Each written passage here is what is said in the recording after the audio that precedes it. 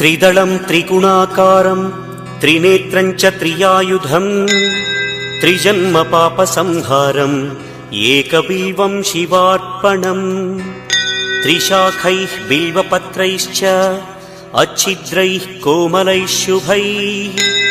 तव पूजां करिष्यामि एकबिल्वं शिवार्पणम्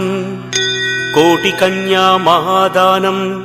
तिलपर्वतकोटयः काञ्चनं शैलदानेन एकबिल्वं शिवार्पणम् काशीक्षेत्रनिवासं च कालभैरवदर्शनम् प्रयागे माधवं दृष्ट्वा एकबिल्वं शिवार्पणम् इन्दुवारे व्रतं स्थित्वा निराहारो महेश्वर